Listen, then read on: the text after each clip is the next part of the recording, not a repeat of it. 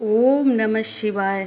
मेरे प्रिय भक्तजनों, आज हम इस वीडियो में सोमवार व्रत की कथा सुनाने जा रहे हैं। सोमवार का व्रत चैत, बैसाख, सावन, मार्गशीर, कार्तिक किसी भी मास में शुरू किया जा सकता है, परंतु सावन मास में सोमवार व्रत शुरू करने का अधिक महत्व माना जाता है। इस व्रत को करने से स्त्रियों को पति पुत्र सुख की प्राप्ति होती है। पूजा विधि: सोमवार का व्रत साधारणतः दिन के तीसरे पहर तक होता है। व्रत में फलाहार या पारायण का कोई खास नियम नहीं है, किंतु यह आवश्यक है कि दिन रात में केवल एक समय ही भोजन करें। सोमवार के व्रत में शिवजी व पार्वती जी का पूजन करना चाहिए। सोमवार के व्रत 3 प्रकार के हैं: साधारण, प्रति सोमवार, सौम्य, प्रदोष और शौल्य सोमवार। सोमवार व्रत कथा: एक बहुत धनवान साहूकार था, जिसके घर धन आदि किसी प्रकार की कोई कमी नहीं थी, परंतु उसको एक दुख था कि उसके कोई पुत्र नहीं था। वह इसी चिंता में रात दिन दुखी रहता था। वह पुत्र की कामना के लिए प्रति सोमवार को शिवजी का व्रत और पूजन किया करता था तथा सायंकाल शिव मंदिर में जाकर शिवजी के सामने दीपक जलाया करता था। उसके इस भक्ति भाव को देखकर एक समय श्री पार्वती जी ने शिवजी महाराज से कहा, महाराज, यह साहूकार आपका अन्य भक्त है और सदैव आपका व्रत और पूजन बड़ी श्रद्धा भाव से करता है। इसको मनोकामनाएं पूर्ण करनी चाहिए। शिवजी ने कहा, हे पार्वती, यह संसार कर्म क्षेत्र है। जैसे किसान खेत में जैसे बीज बोता है, वैसा ही फल काटता है। उसी तरह इस संसार में प्राणी जैसा कर्म करते हैं, वैसा ही फल भोगते हैं। पार्वती जी ने अत्यंत आग्रह से कहा, महाराज, जब यह आपकी अन्य भक्त है और इसको अगर किसी प्रकार का दुख या कष्ट है तो उसको अवश्य दूर करना चाहिए, क्योंकि आप सदैव अपने भक्तों पर दयालु होते हैं और उनके दुखों को दूर करते हैं। यदि आप ऐसा नहीं करेंगे तो आप मनुष्य आपकी सेवा तथा व्रत क्यों करेंगे। पार्वती जी का ऐसा आग्रह देख शिवजी महाराज कहने लगे, हे पार्वती, इसके कोई पुत्र नहीं है। इसी चिंता में यह अति दुखी रहता है। इसके भाग्य में पुत्र न होने पर भी मैं इसको पुत्र की प्राप्ति का वर देता हूँ, परंतु यह पुत्र केवल 12 वर्ष तक जीवित रहेगा। इसके पश्चात यह मृत्यु को प्राप्त हो जाएगा। इससे अधिक मैं यह कुछ उसके लिए नहीं कर सकता। यह सब बातें साहूकार सुन रहा था। इससे उसको ने तो कुछ प्रशंसा हुई और न ही दुख हुआ। वह पहले जैसा ही शिवजी महाराज का व्रत और पूजन करता रहा। कुछ काल व्यतीत हो जाने पर साहूकार की स्त्री गर्भवती हुई और 10वें महीने में उसके गर्भ से अति सुंदर पुत्र की प्राप्ति हुई। साहूकार के घर में बहुत खुशी मनाई गई, परंतु साहूकार ने उसकी केवल 12 वर्ष की आयु जान कोई अधिक प्रशंसा प्रकट नहीं की और न ही किसी को भेद ही बताया।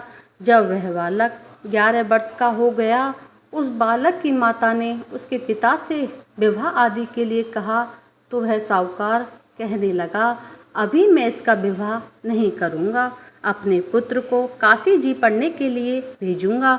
फिर साहूकार ने बालक के मामा को बुलाकर उसको बहुत सा धन देकर कहा, तुम इस बालक को काशी के पढ़ने के लिए ले जाओ और रास्ते में जिस स्थान पर भी जाओ, यज्ञ करते हुए ब्राह्मणों को भोजन कराते तथा दक्षिणा देते हुए जाना।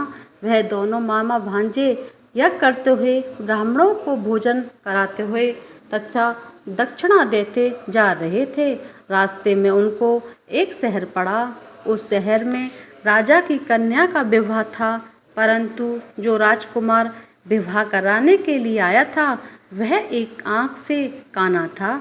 उसके पिता को इस बात की बड़ी चिंता थी, कहीं वर को देख कन्या के माता पिता विवाह में किसी प्रकार की अड़चन पैदा न कर दें। इस कारण जब उसने अति सुंदर सेठ जी के लड़के को देखा तो उसने मन में विचार किया, क्यों न द्वाराचार के समय इस लड़के से वर के इस काम चलाया जाए। ऐसा विचार कर वर के पिता ने उसे लड़के और उसके मामा के बात की तो वह राजी हो गए। फिर उसे लड़के को वर के कपड़े पहना तथा घोड़ी पर चढ़ा दरवाजे पर ले गए और सब कार्य प्रशंसा से पूर्ण हो गया। फिर वर के पिता ने सोचा कि यदि विवाह कार्य में भी इसी लड़के से करा लिया जाए तो क्या बुराई है। ऐसे विचार कर लड़के और उसके मामा से कहा, यदि आप फेरों का और कन्यादान के काम को भी करा दें तो आपकी अति कृपा होगी। मैं इसके बदले मैं आपको बहुत कुछ धन दूंगा। उन्होंने स्वीकार कर लिया। विवाह कार्य भी बहुत अच्छी तरह से संपन्न हो गया। परंतु जिस समय लड़का जाने लगा तो उसने राजकुमारी की चुंदरी के पल्ले पर लिख दिया कि तेरा विवाह मेरे साथ हुआ है, परंतु जिस राजकुमार के साथ तुमको भेजेंगे वह एक आँख से काना है। मैं काशी जी पढ़ने जा रहा हूँ। लड़के के जाने के पश्चात राजकुमारी ने जब अपनी चुंदरी पर ऐसा लिखा हुआ पाया तो वो उसने काने राजकुमार के साथ जाने से मना कर दिया और कहा कि यह मेरा पति नहीं है, मेरा विवाह इसके साथ नहीं हुआ है। जिसके साथ मेरा विवाह हुआ है वह तो काशी पढ़ने गया है। राजकुमारी के माता पिता ने अपनी कन्या को विदा नहीं किया और बारात वापस चली गई। उधर सेठ जी की लड़का और उसकी मामा काशी जी पहुंच गए। वहां जाकर उन्होंने यज्ञ करना और लड़के ने पढ़ना शुरू कर दिया। जब लड़के की आयु 12 साल की हो गई, उस दिन उन्होंने यज्ञ रचा दे रखा था। लड़के ने अपने मामा से कहा, मामा जी आज मेरी तबीयत कुछ ठीक नहीं है। मामा ने कहा, अंदर जाकर सो जाओ। लड़का अंदर जाकर सो गया और थोड़ी देर से उसके प्राण निकल गए। जब उसके मामा ने आकर देखा तो वह मृत पड़ा है तो उसको बड़ा दुख हुआ और उसने सोचा कि अगर मैं अभी रोना पीटना मचा दूंगा तो यज्ञ का कार्य अधूरा रह जाएगा। उसने जल्दी से यज्ञ का कार्य समाप्त कर ब्राह्मणों के जाने के बाद रोना पीटना शुरू कर दिया। संयोगवश उसी समय शिव पार्वती जी उधर से जा रहे थे। जब उन्होंने जोर जोर से रोने की आवाज़ सुनाई दी तो वह पार्वती जी कहने लगी, महाराज कोई रो रहा है, इसके कष्ट को दूर कीजिए। जब शिव पार्वती जी ने पास जाकर देखा वहाँ पर एक लड़का मृत पड़ा था। पार्वती जी कहने लगी, महाराज यह तो उसी सेठ का लड़का है जो आपके वरदान से हुआ था। शिव जी कहने लगे, हे पार्वती इसकी आयु इतनी ही थी, 100 ये भोग चुका है।